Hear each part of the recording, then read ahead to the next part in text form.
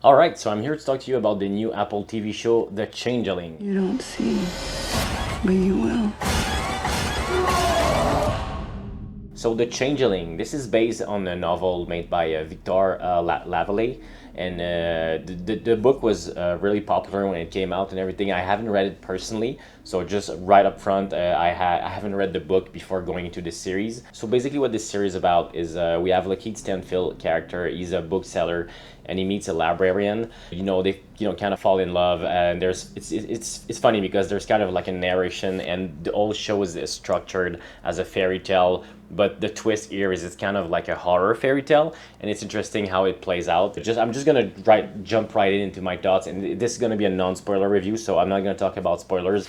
I felt like the first 2 or 3 episodes were extremely tense, very well made. The whole show is actually very well made. But after the first 2 episodes, I kind of started losing interest in the show, and without talking about spoilers, I'm gonna, talk about a little bit why. So it's a modern horror fairy tale, and one of the most important aspects of it is that this show had to look good, and it does. The production design I thought was fantastic. It takes place in New York, but there's also some flashbacks, and so the way the narrative structure is made is there's a lot of jumping in the time. So it was important that New York in the '60s looked great, and it does. And I also want to give a giant thumbs up to Christopher Noir, the cinematographer. He shot Sinister, which is a movie I always appreciate for that aspect. Sinister was shot a lot in in daylight, but when you're in the house, a lot of the movie is shot in darkness. Anyway, just to talk about his work on Sinister. So when I was looking at The Changeling, I kept thinking like how well shot this movie is. It kind of has a grainy look. It's most probably shot on film, but also there's a certain distorted image. There's a lot of aspect in this series that plays out with dreams and kind of like changing our perception of what is real and what is not. So it's interesting to see how it's being reflected in the cinematography by Christopher Noir. So that was an aspect, my favorite aspect of the show.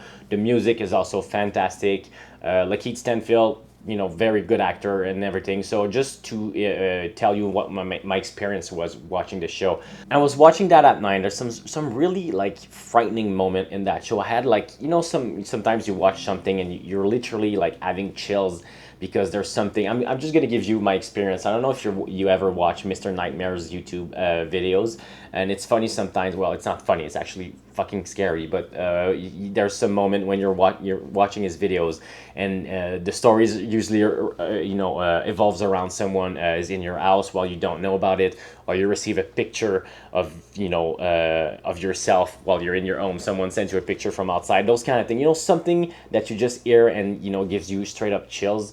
Well, The Changeling has those moments, and I was very involved in the mystery in the first 2 episodes, and there's something about the writing I felt that for me fell off as the series progressed, and that's just my personal opinion because I don't want to say anything bad about the writing because I felt like it was very lyrical. Kind of feels like it's a poem sometimes that it's being read to you. Very powerful words being written, but as the story, as a structure, I felt like it fell through as it progresses, and that's just my personal opinion. Maybe some people will be very invested at what comes through, but something happened in beginning of episode 3, and there's a whole shift, and that's kind of like the main quest of the whole series. But that's that main quest that I felt like was uninteresting. That's just my personal opinion. So it's a fairy tale. So there's a certain like fairy tale aspect being like explored visually with the mist and the smoke. There's a lot of shots of like just people standing in front of windows, and you can always see like there's a certain aspect of it that feels like a dream, like a fairy tale. And I feel like this is why this was very interesting to watch, even though sometimes the story was not as engaging as it could, because at first I was really into it. I was like sometimes really scared at times, if I may say so. Not exactly scared. It's not like you don't have necessarily jump scares, but it's just something that gets under your skin a little bit. But as it really relies on that mystery for the first 2 or 3 episodes. But as the mystery reveals itself, it becomes less and less interesting. That was my opinion of it. Like I felt like the more they were trying to explain what was going on, the less interesting it was. Kind of like Lost a little bit. You know what I mean? Like in the first few seasons of Lost, you're just completely eating everything what's going on because you want to know where this is going. But the more they explain it, the less interesting it becomes in some ways. So that's something that I felt with The Changeling, and why I really love the first 2 or 3 episodes, but as it progresses, it lost me a little bit. It kind of feels like in some way the characters become like an exposition machine, just trying to tell you what the story was all about the whole time, but they stretched that out for a little bit too much for me. It's really ambiguous for a while, and that's fine. I love it when sometimes it's not all laid out for us, but what happens here is like the more they reveal what happens and what happened,